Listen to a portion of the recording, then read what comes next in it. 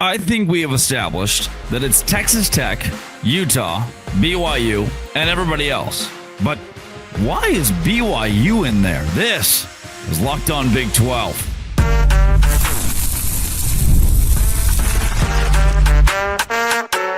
You are Locked On Big 12, your daily podcast on the Big 12 Conference. Part of the Locked On Podcast Network, your team every day.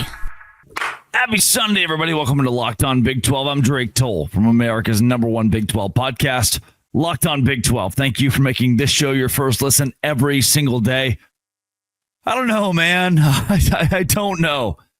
Like, I did it again. I stayed up until the wee hours of the early morning on the East Coast to watch BYU play or Utah play. And here's what I don't know. I don't know how BYU continues to win football games. And here's the wildest part. And I'll start here because, Texas Tech is elite. And I think Utah is legit. I believe those two teams, Utah, Texas Tech, might be the top two in the Big 12.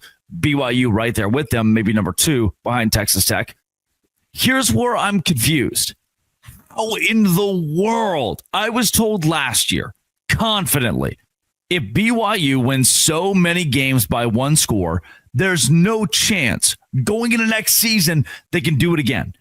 And somehow, some way, it's like God just loves BYU. And that's the only Big 12 team that he loves. If you hit subscribe, I get to keep my job. Now, I don't want to make this whole thing religious, right? But how in the world do I continue to stay up until 2 a.m. Eastern time, week after week, and look at my phone, look at my YouTube TV, and BYU is winning in games that seem so improbable?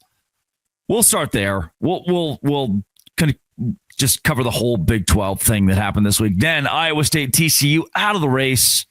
You're done. And that's okay. For the rest of us, it's okay. And here's why it's okay. Then finally, I will end with 8 minutes of me just tiredly waxing poetic about how BYU is the luckiest team of all time. How BYU is doing things that aren't fair, that like humanly are impossible in the game of football. To start, dog, what a day in the Big 12. I'll be honest with you, it started very bad. It started so bad. Like, I told you this. And you, if you listen to the show, you know by now, I have the Santa Claus analogy. And if you're a longtime listener, you know this by heart. You get it. You understand. A new listener was like, this guy's high as a kite last time I tried to describe the Santa Claus theory. Now, the theory is, if you are Tim Allen, a la Iowa State 2 weeks ago, Tim Allen, he kills Santa Claus. It's a dark thing. It's not good. It's not good at all. You don't want to be the guy that murders Santa. Tim Allen did in those movies. When you have murdered Santa Claus, you become what? Say it with me. 1, 2, 3. Santa Claus. From there, it is your duty to carry out the entire persona, the toys, the milk, the cookies of Santa Claus. For Iowa State, the more you win, the better for the Big 12. For Tim Allen, the more you kill Santa Claus, the more Santa you become. We need you to stay in that role. The more Santas we have in a Big 12 season, the worse for the Big 12. So if Tim Allen stays Santa, a la Texas Tech, BYU, Utah, the better for the Big 12. We need one singular Santa. We need the good teams to win. Best case scenario for the Big 12 this weekend was probably Iowa State winning, was probably TCU winning. Now with those two gone, we move on from that. And we see that BYU, Texas Tech, and Utah are the best shot for the Big 12 to win at the highest level in the top 25. Alongside, that's correct, Cincinnati. Cincinnati has done something that I think is truly spectacular in this conference. Truly not unheard of. I think BYU last year, it's a big shock, big surprise, but almost unheard of. And as soon as I say that, I also think like Arizona State last season, right? You're like, unheard of. Cincinnati has become the essence of what the Sun Devils were last season. Therefore, they deserve complete, and I mean complete credit for all they built this year. They'll be top 25. I think Houston could be top 25. I think Utah should surely now be top 25. Arizona State still could be. Arizona State still could win the conference, but I'm holding them out for a bit. BYU, Texas Tech, top 25. Next week, we could see a Utah BYU ranked matchup, and we should. 42-10 is a statement. 42-10 is something that I look around the conference and go, hey, if you win at home, on the road, anywhere, on the moon, against a top 25 team, 42-10, you deserve credit. Now, let's play this little game for a second. Let's say the number 21 team in the country is Missouri. Number 21 team in the country is, I don't know, Tennessee. And the Big 12 wins a game against them. You move up a lot. We talk about it a lot. That should be the way we handle Utah beating Arizona State the way they did. Texas Tech, 42-17. Once again, the closest game they've had is by 24 points. And College Game Day on ESPN, the guys who just don't watch football, are like, I don't know if the Big 12 has any separation. I don't know if the Big 12 has a big dog. Are you kidding me? If you watch the games, if you pay attention, you know clearly Texas Tech is the guy. Then down the rest of the league, we could use some help. We could use some help for Iowa State and Colorado. Help for TCU, Kansas State. Those teams winning doesn't give us much. It just proves that our hull of contenders, our pot of contenders is shrinking more and more. Up next, here's why Iowa State and TCU are no longer in that category. This is Locked On Big 12. As tired as I am still more than happy to tell you about Mazda. Mazda is exactly where I have gone in the last 6 months specifically to make sure that you know how Japanese craftsmanship is changing my life. Mazda is moving the game forward for those who believe it is not just for playing the game, but redefining it. There are moments that do more than put points on the board. They move crowds, move culture. Yeah, that's exactly right. There's a coach this week that I think moved a culture. Kalani Sitake. How do they keep themselves moving forward? Going for it. No matter what. Even when it doesn't work. Even in a post-game and overtime matchup against Arizona, they just find a way. Stay positive and win. When you follow what moves you, the unexpected is only the beginning, and you just have to compare Kalani Sitake to Mazda. More than every highlight, more to every Mazda vehicle. Mazda, move and be moved. Move and be moved, and do it with Mazda today. I just don't think we can consider at this point Iowa State to be a contender. I don't think that at this point we can consider TCU to be a contender. First, Iowa State. Now, look, I'll be fair with you. I will not use this excuse very often for very many teams. People are always like, well, I don't know. Our team's kind of banged up. We got a lot of injuries. And my first response to that is BYU has injuries. Colorado has injuries. Oklahoma State has injuries. I look at a team like, I go over to look at a team like Cincinnati, who's had its fair share of injuries this year, and say, grow the hell up. Grow up. Iowa State, on the other hand, they're missing the entire secondary, and they continue to drop players. They continue to go around the room and go, okay, Carson Hansen, arguably the best running back, gone. Entire secondary, gone. What do we do? And their competition has been completely decimated by the lack of talent they're able to put on the field. And the lack of talent they can put on the field is due, by and large, to injuries. And my message to that is, okay, if BYU can still play with injured players, if Colorado can do that, if Kansas State can win with injured players, then I have no pity. I have no pity on Iowa State. If the conversation here is about Iowa State being unable to win the big one or the small one or any of the ones at this point, then they should not be a contender in the Big 12. If they cannot beat Colorado, if they cannot contend with a Colorado who has struggled in this conference, on the road they can't win even, like BYU has been able to do. They cannot beat Colorado like other Big 12 teams have been able to do. Then I do not consider Iowa State to be a contender. TCU, I have believed in you. I was so confident. That you could find a way. And here's the deal.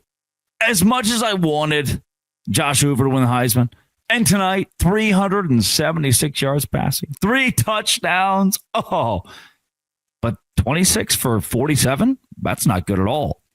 3 touchdowns, but 2 interceptions? That's not good. A 27.3 QBR. That's not good. We lost. Like in my sleepiness, I can tell you confidently, tonight we lost 2 contenders. We came into the evening believing that TCU, Iowa State could put it together and possibly maybe win the Big 12 conference. I know, I understand, Kansas State is the most talented 3 and 4 team in America. Now, and I've said it too. That's a stupid statement. Some people in this country will be like 3 and 4, most talented 3 and 4 team deserves no accolade. And you're right. I'm not giving them an accolade. I'm not giving them some sort of like, hey, because you're the most talented 3 and 4 team, you deserve a free pass. No, not at all.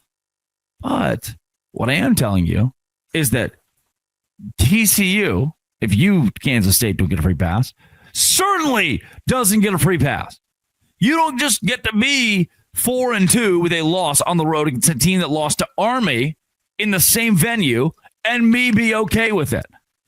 So as much as I've said in the last few weeks, the Big 12 needs teams to win at the top. Needs teams to win at the top. I think that the top is kind of narrowing itself down.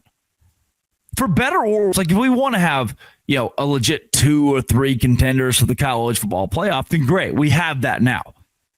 I personally want 6, 7 teams on the national scale ranked in the top 25 that say, hey, we have the possibility to be the top of the game, the cream of the crop in college football.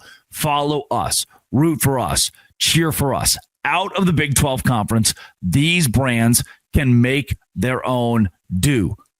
In this conference, we have to have schools like TCU or Kansas State at this point, not Kansas State really, but TCU or Iowa State win games against, I should say, Kansas State, Colorado. And when you don't, then our conference loses. Conversely, and then it kind of works the same way. When Utah beats Arizona State, a top 25 team from our league is bounced, but a new top 25 team comes in. So you're like, it's 1 for 1, which we trade off. Great. A new Santa Claus is here. When BYU loses to Arizona, not good. Not good in the slightest. We just lost a top 25 team. I don't know if Arizona is going to be top 25 next week. So winning that game is massive for this league. Therefore, what we learned is that TCU, Iowa State, injuries be your excuse. Bad defense be your excuse. An off game be your excuse. Whatever it is, doesn't work. Ultimately, you lost. And the Big 12 can no longer consider you a legitimate contender. And for that, I say, auf Wiedersehen. Coming up, BYU is the luckiest team in America. Locked on Big 12.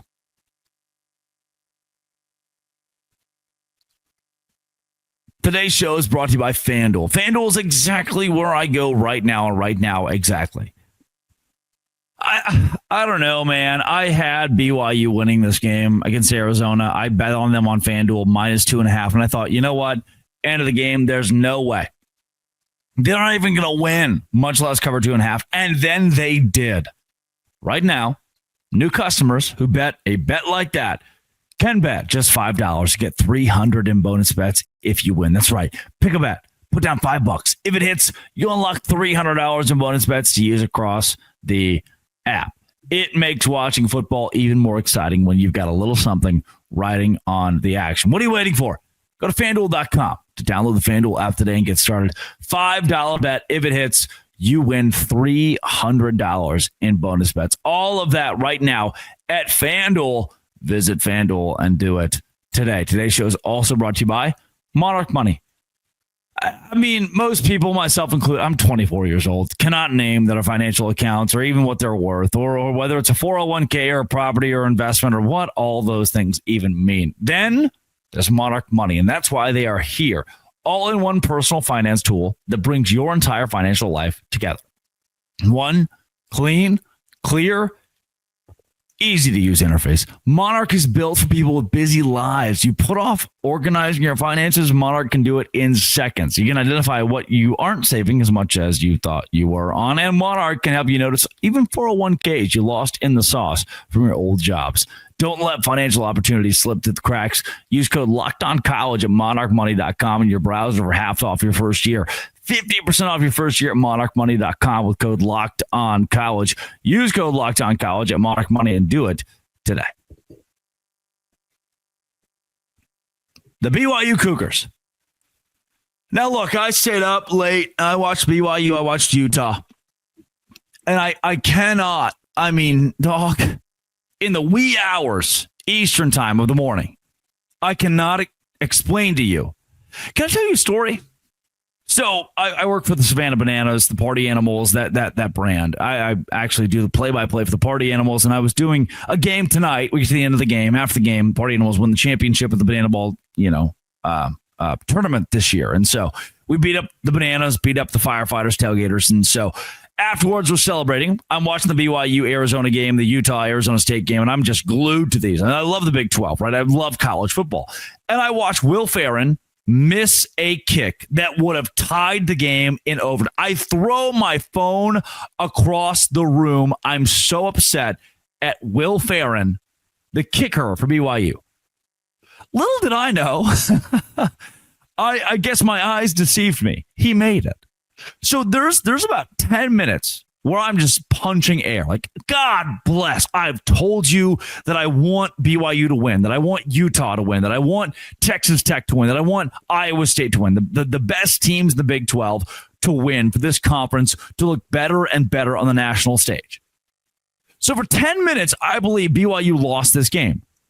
Only to check ESPN, like, I guess I'll look at the box score, do a podcast on it. And when I go to check, oh, shoot, it's still going. And improbably, at one point, this game was live, moneyline BYU, plus 558. That means that BYU has a negative 1,000,000% chance to win, effectively. Yet somehow, the team that went 8 for 16 on third down, 2 for 3 on fourth down, had 430 yards of offense, snuck out a win. You held the opposing team to 25 for 45 passing. That's not good. Now, you yourself, 12 for 29. It's putrid, actually. And Bear Bachmeier was what I thought to be a freshman quarterback today. He, for the first time, looked like a freshman quarterback. But you know what he looked like at the same time? A senior running back. LJ Martin was a senior running back, 258 yards on the ground for 51 carries. 5.1 yards per rush is plenty good enough to go rush for rush and win. 32 minutes, 33 effectively, 33 minutes versus 27 minutes of possession. That's also good. And you know what I thought at the end of this game? BYU has done something that I feel like they've done for the last year and a half. Win a game, whether it's Oklahoma State last season, Utah last season, Arizona this season, Colorado this season. where all of America, all of the Big 12 looks at Kalani Sitake, looks at BYU, looks at Jake Retzlaff last year, looks at Bear Bachmeier this year and says, how in the world did you do that? How do I make any sense of what you have put together on the football field today? How, for like the third time in the last year and a half, in the last 19 games, we'll say, have I turned the TV off, expecting wholeheartedly, confidently, BYU has not just found a way to lose, but been beaten. Arizona came back, down 14-0, came back and beat BYU. Arizona came back and didn't just make this like a game. Like Arizona was like, oh no, we're just going to roll with this. We're up by 10. It's the fourth quarter. We're going to win. And at that point, I thought in my heart of hearts, I just posted a video 3 days ago about how BYU and Utah both need to win. And Utah's blowing out Arizona State. How they both need to win for College game day to consider Provo. For BYU and Utah to be a game of the week in the Big 12, to be a game of the week in college football. We need the Cougars to win. And I've decided confidently at this point, as someone who's been up since, 2:30 in the morning now, Eastern time, it's God. It must be God. I believe in the big man upstairs. I think he's there. I don't believe, personally, that if I may, that he is, deciding direct results of college football games. I think he has much better things to do. And I do believe that when we pray to him about college football results, he listens. However, he does not decide the results of a college football game based on our prayers, namely because, for everyone who prays for Utah to win, the same person's praying for Arizona to win or for Iowa State to win. But at some level, I sit back, I look at the box score, the scoring drives for what BYU has done this year and last year, the UCF game, which was not as bad, but also just like closer than it could be late. And I think, how in the world, from Utah again to Oklahoma State to Colorado, does BYU find a way week in and week out to just win by single digits, one score? And again, I come to you on a non-religious podcast, on a podcast where I'm not, necessarily supposed to speak about Christianity or the Islamic religion or Buddhism or Judaism or the differentiator between the Latter-day Saints and Seventh-day Adventists. I'm not supposed to speak about any of those things. I'm not paid to speak about any. I don't even want to touch it. But then I look at BYU and I say, wow, is God just there? I need someone explain to me how you can turn the ball over multiple times, how you can only have 172 yards passing on 12 for 29 with 2 interceptions. You can give the ball to Arizona, give it to them, and go from 14-0 to 24-0 inside of 10 minutes to go and still somehow win, and your kicker miss a field goal and you think our season's done. We are done. But nope. Overtime. Biggest moment there is. Somehow, even when Drake Toll sees the kick go wide left, the big man upstairs has different plans. It's in. It's through. It's good. Can someone explain to me how they keep getting away with this? And if it's not a higher power, then I my hat goes off to the BYU coaching staff for just being like that. The box score, Behren Morton, 12 for 29, bad. 172, not great. Touchdown, 2 interceptions. Running the ball, fine. 22 carries, 89 yards, 2 touchdowns. Very good. LJ Martin, very good. Running the ball, very good. But running the ball is only a third of what you need. You need special teams. You need, passing. BYU had the special teams. They had the run game, but the passing wasn't there. And they said, it doesn't matter if the passing's not there. Even down double digits, we'll find a way. And Noah Fafita, late in this game, couldn't find a way. It baffles me, man. It blows my mind how BYU is doing what they're doing right now. It blows my mind how in the Big 12, BYU walks in year one and they stink. They're not good. They're not worth writing home about. They're not worth anything. But year 2 and 3, whether you like it or not, whether it's close or a blowout, they win. And for that, my hat is tipped to you. I stayed up all night to watch Utah be really good, I think, and Texas Tech obviously be, the cream of the crop in the Big 12. And then I guess I set up to watch BYU win in the way they keep winning, in the way they have won. And that's by shocking me and the country and everybody in wild, stupid, silly fashion. And again, at some level, you stop and you go, shoot, that right there might be the higher power. Kudos to you, BYU. Kudos to you.